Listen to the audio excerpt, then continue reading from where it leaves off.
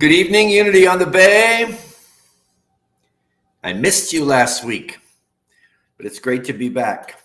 And as you join our conversation this evening, please let me know you're here by throwing a little good evening, hey, how you doing into the chat.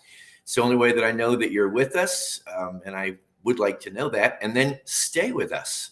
We're going to be exploring some interesting and I would say rather unconventional material tonight. And I'm most interested in learning how you respond to it. It's a book I'll go ahead and tell you if you don't already know. It's called The Tao of Leadership. I remember, my goodness, 30 years ago when I was first introduced. Hi, Christina. It's good to see you too. Thanks for being here. About 30 years ago when I was first given a copy of the Tao Te Ching by Lao Tzu. And I read it, scratching my head through most of the pages. At that time, I didn't really understand it. Hi, Callie.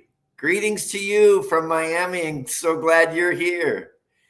But I didn't really understand it. It's the kind of book that has grown on me. And as I have grown, I've been able to better understand its messages. And the Tao of Leadership by John Heider is like a contemporary rendition of a lot of the concepts in the Tao Te Ching by Lao Tzu. It might interest you to know that John Heider was actually a resident of Coconut Grove, Florida. And this has not ever been like a New York Times bestseller book. When we get into it, I think you'll understand why. But it has gained an audience, especially among what I would call open-minded individuals serving in roles of leadership. Hi, Nancy. I did have a wonderful vacation. Thank you. And I'll just fill you in for a minute on that. My son came to visit me, let's see, a week ago Thursday, and we had a wonderful weekend. We spent some time at the beach, and I'm so grateful to have a son that, number one, wants to come see me, and that I have such wonderful conversations with. He and I, we could just like stand in the ocean and engage in philosophical conversations that just blow my mind. I love the energy of the new generation that's coming up. So I had a wonderful visit with him, and I really do want to take a moment to thank Jason Weeks. I wasn't there for the live broadcast last week because I was preoccupied, but I did listen to it, and I thought he did a wonderful job. I thought you all did a wonderful job. So thanks for covering for me, Jason, and thank you all for being faithful broadcast viewers, I suppose is the terminology. Again, let me know you're here by throwing something in the chat, and then keep throwing things in the chat as we move into our discussion of the Tao of Leadership, Lao Tzu's Tao Te Ching, adapted for a new age. Now, if you're familiar with the Tao Te Ching, you realize that it's like a dissertation on governing one's own life, it could be in governing one's family. Yes, Jason was awesome, Christina. He is awesome. He's always awesome. Hi, June. Hi, Madeline. Glad you're here. Yeah, I did get a little tan, didn't I? Picked up some color, more than actually I wanted, and I didn't realize it until after the fact because I was so engaged in having fun with my son. But I'm really glad that Jason was a part of it. So this is it's a manual. Tao Te Ching is like a manual on the governance of individuals, an individual's life, a family life, any group, or sometimes, we think of leaders or leadership as just being people who stand in roles of organizational leadership. And in reality, from my perspective, we are all leaders. And we lead by the example of our life, not by the words that we espouse, but rather by the life that we live. And so this makes the Tao Te Ching, and specifically the Tao of Leadership, really relevant to anyone, whether they're in an organizational leadership role or not. Good evening, Linda. Glad you're here. June, I don't know what that's about. Oh, can you still sign up? I'm sorry, I thought you said you could not sign up. Yeah, I think you can still go online and get engaged. I believe that they mentioned that yesterday in the Sunday celebration, if I heard correctly. So you should be able to go to our website, unityonthebay.org, and get engaged in that. If not, you could also drop an email to Reverend Juan, who's facilitating that class. His email address is Juan, Juan, at unityonthebay.org. All righty, let's see what John Heider has to say. I'm going to throw into this.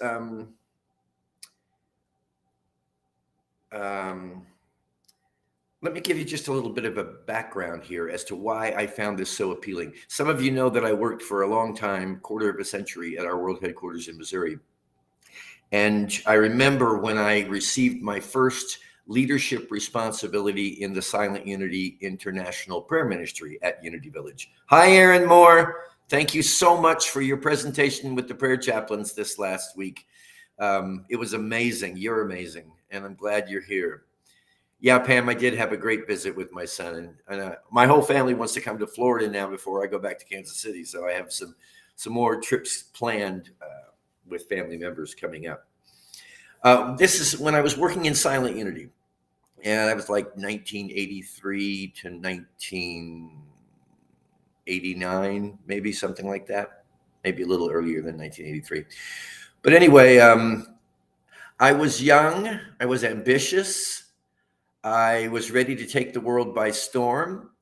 And I got appointed as the correspondence director, overseeing correspondence services for the Silent Unity Prayer Ministry. And I kind of walked in my first day on that job like, I know what I'm doing here. And, I got a track record. And, I'm here to take the world by storm.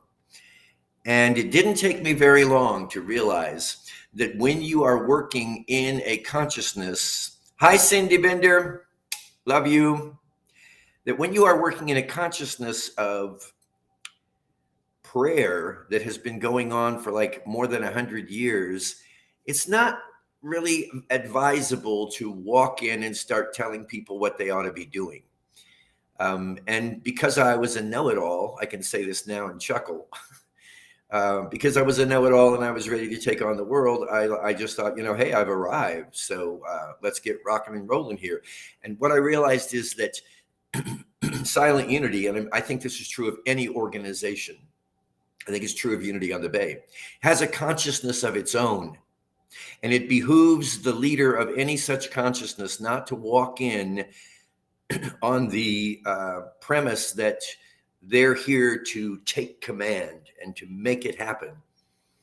Much better from my perspective to check out the environment and to enter into leading that environment from an open-minded perspective where you really have respect for the consciousness that's been established.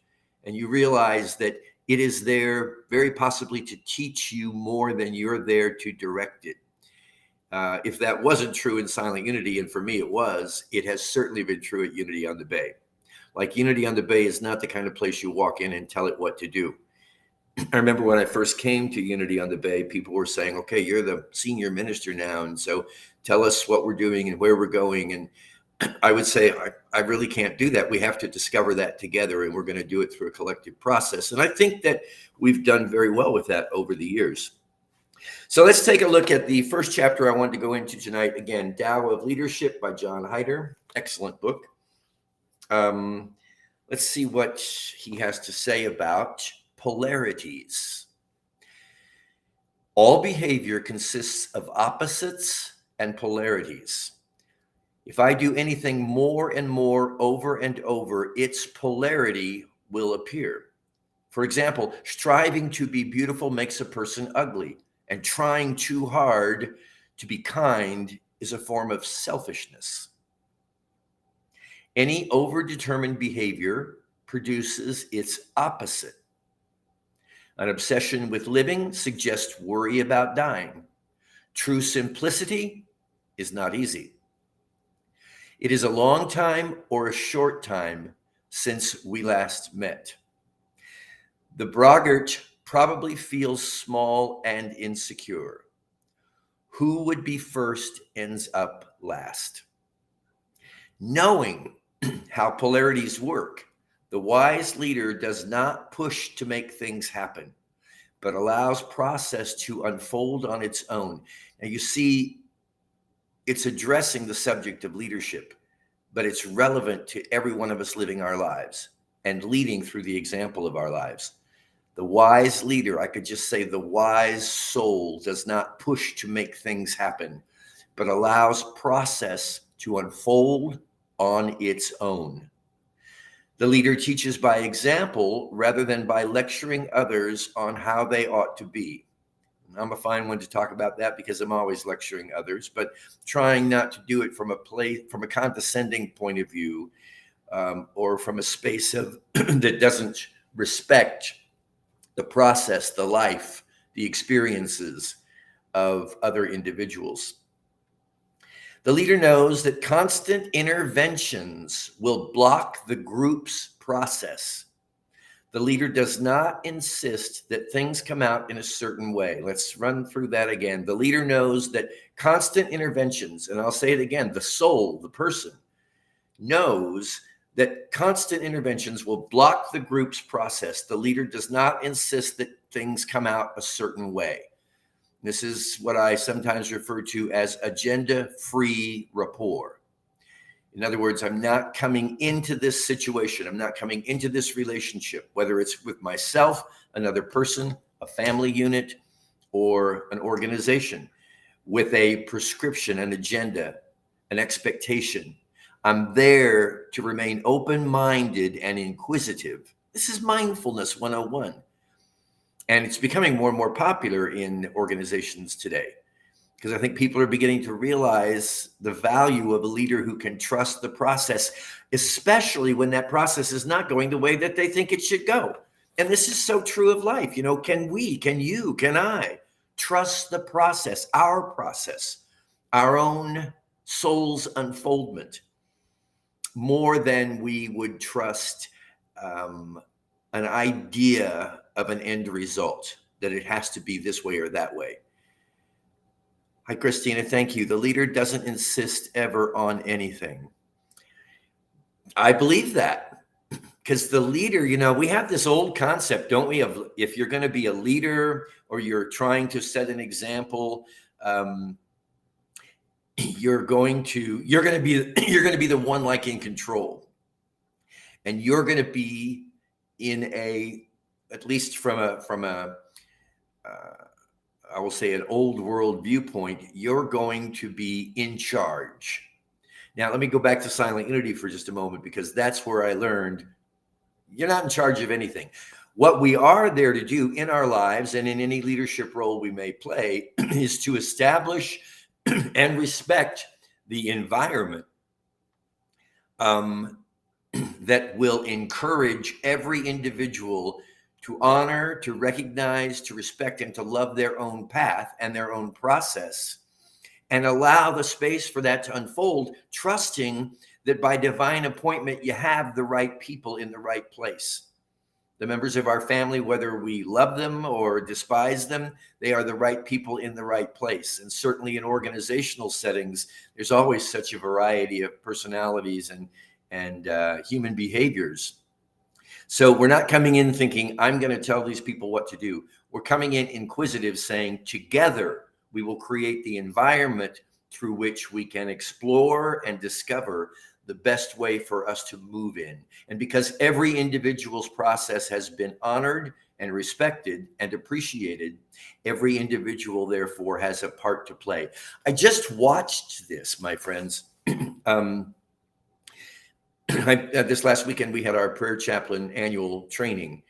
And so there was a room of maybe about 30 of us over at Temple Israel. And I watched, because this has been like a dream of mine to be able to work with to be able to work with the prayer chaplains in a way that really recognizes their individual gifts. And they all rose up, from my perspective, as leaders. Even those who were merely or simply participants in the training program, there was an environment where wisdom was allowed to flourish. So you see, it's like creating the environment and then trusting the process and trusting the individuals engaged in the process. And again, could be individuals, could be a group, could be a family unit, could be you and the many voices that reside within your own head. Used to refer to that as spiritual schizophrenia. All those different voices that are rattling around up there. How do you lead that? How do you honor and respect all the voices and encourage them all to play a part in some kind of forward movement? So the leader does not insist that things come out a certain way. The wise leader does not seek a lot of money or a lot of praise. Nevertheless, there's plenty of both.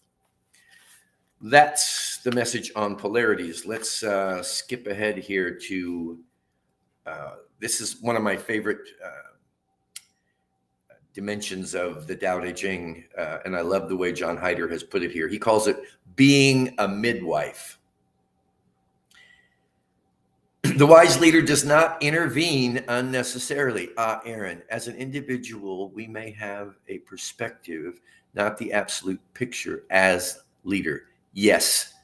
And putting, to me, that's where the leader does have a perspective that may be unique in the sense that they may be a little more objective. A good leader would be a little more objective about what unfolds through a group dynamic. And because of their vantage point, they may be able to be aware of things that not everyone in the group is aware of, but they do not bring their personal agenda to assert over the group. The wise leader does not intervene unnecessarily. The leader's presence is felt, but often the group runs itself. Lesser leaders do a lot. They say a lot, have followers, and form cults. Even worse ones use fear to energize the group and force to overcome resistance. Only the most dreadful leaders have bad reputations. Remember that you are facilitating the processes of other people. It is not your process. Do not intrude. Do not control. And here's a real good one. Do not force your own needs and insights into the foreground. You see how this is applicable to our lives every day and relevant. And here's a big one. If you do not trust a person's process, that person will not trust you. If you do not trust a person's process, that person will not trust you. We all want to have more trust in our relationships. And it's important to remember that process begins, I think, with us. Imagine that you are a midwife. You are assisting at someone else's birth. Do good without show or fuss. Facilitate what is happening rather than what you think ought to be happening. If you must take the lead, lead so that the mother is helped, yet still free and in charge. When the baby is born, the mother will rightly say, "We did it all ourselves." Now, this is, to me, the consummate form of leadership. When I would call it invisible leadership. And I know it maybe sounds a little strange because we always think of leaders as being typically very highly visible. But when it comes to a group process unfolding, I think it's really important to realize that this would be like about as non-egoic as you could get, to be invisible, to allow the work that you do to speak for itself and to not have to draw attention to it. And what you're doing is creating the environment, again, where every individual's process is being honored.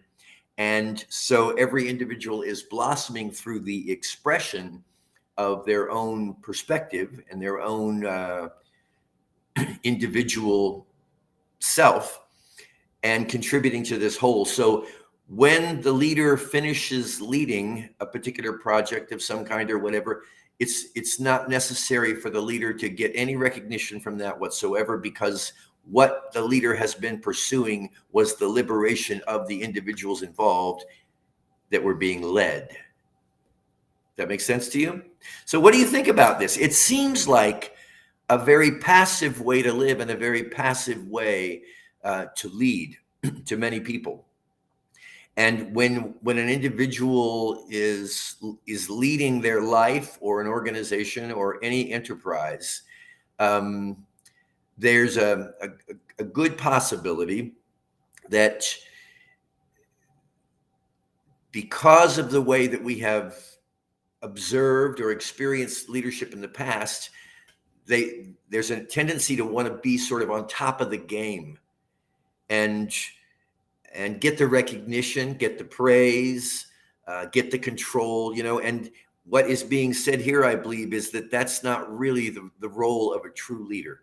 The role of the true leader is to help everybody individually discover their own talents, their own gifts, bring them into full measure, again, creating that environment. And we can do this in our everyday lives, don't you think?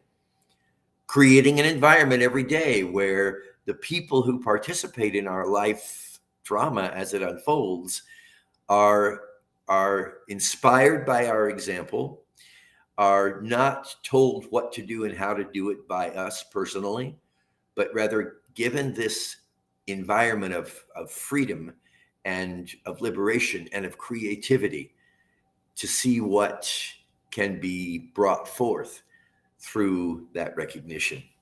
So I love that when the project is completed, everyone says, look what we did all by ourselves. It's not about the leader saying, look what I did, look what I accomplished. Cindy, that's the key. Support and inspire all to lead. Thank you, Cindy. Support and inspire all to lead. Let's roll along here in our remaining time into, this is interesting, harsh interventions. There are times when it seems as if one must intervene powerfully, suddenly, and maybe even harshly. The wise leader does this only when all else fails.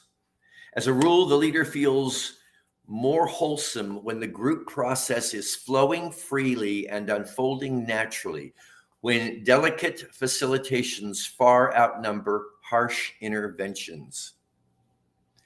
Nancy says, good advice for empowering children.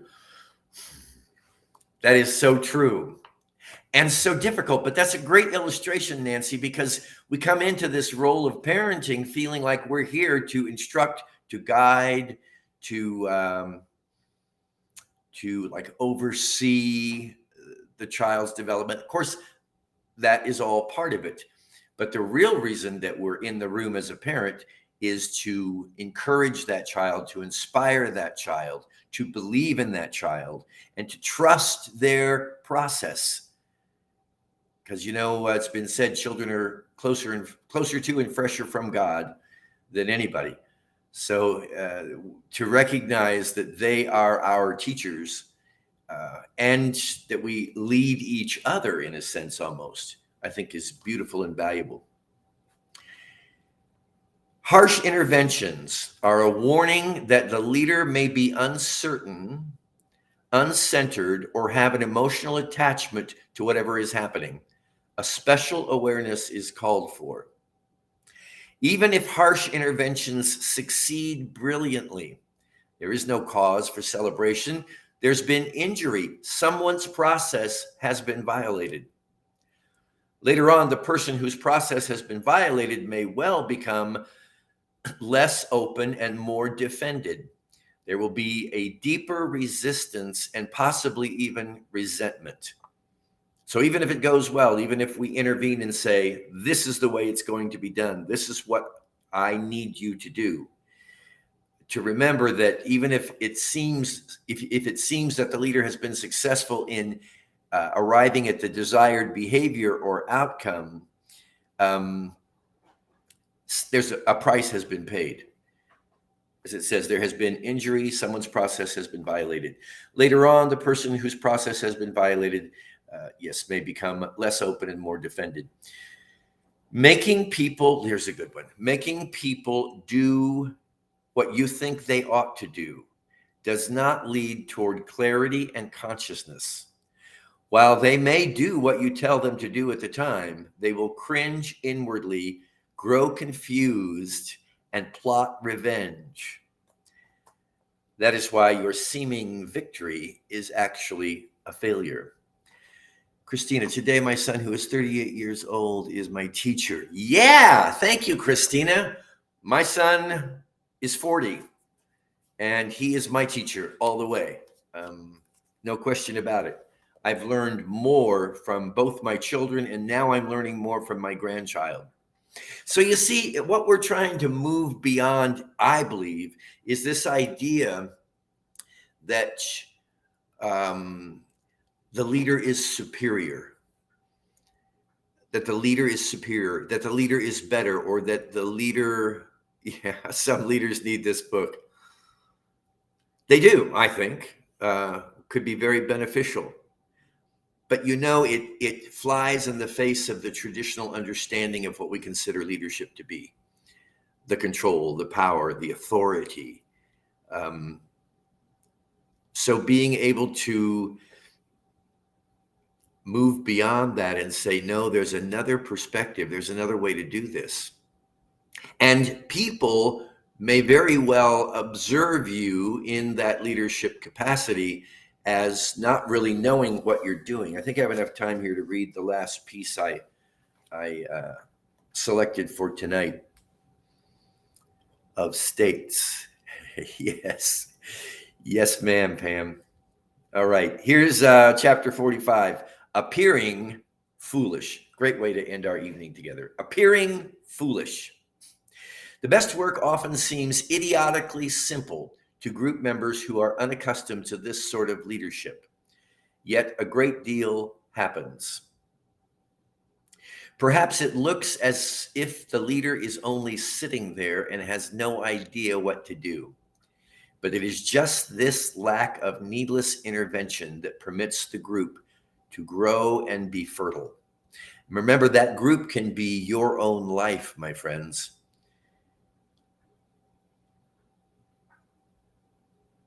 Perhaps some disappointed group members expect that an expert would expound freely. But what this leader says is so obvious, it often sounds simple-minded.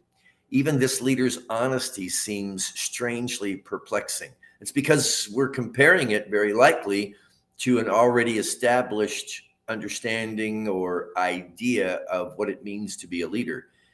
Again, if that, I could even say more than assertiveness, that aggression is not there. That's what we think. It's like that, that.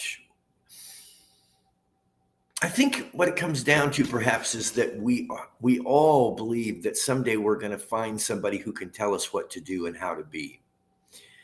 I've looked for a lot of those characters and probably still am in my life today. But the reality is that person doesn't exist. That person who can tell us the way to go, who can tell us how to achieve the goal. We're all part of one interconnected family. We say that a lot in Unity, and it's true. And we are all equal in our contribution to the whole. This, to me, would be a really valuable understanding for any person in a leadership role to hold, to have within their consciousness, so that it matters not, as we often hear, whether we're addressing the person who is sweeping the halls after hours, or whether we're addressing the chief executive of the company, whatever. Every individual's contribution is significant and worthy of recognition. And so it is also with the many voices within our head and the many ways in which we all are leading in different ways every day of our lives. So thank you for part one of the Tao of Leadership. I'll be back again next week with part two. And we'll continue our exploration into the rather unconventional leadership style of John Heider, as revealed in the pages of the Tao of Leadership. Friends, have a wonderful night. It really is good to be back here with you. I feel well rested and ready to move forward in faith as we continue our journey as spiritual community Unity on the Bay, and as we continue our journey of waking up, remembering who we are, and living in integrity with it. Have a wonderful evening, a wonderful week. Love you with all of my heart, and look forward to seeing you again next week, 6 p.m., Monday night, Self-Discovery. Be well. Thank you, Aaron Moore. You have a great evening too, Christina. Bye-bye, Pam. Love you all. Be well.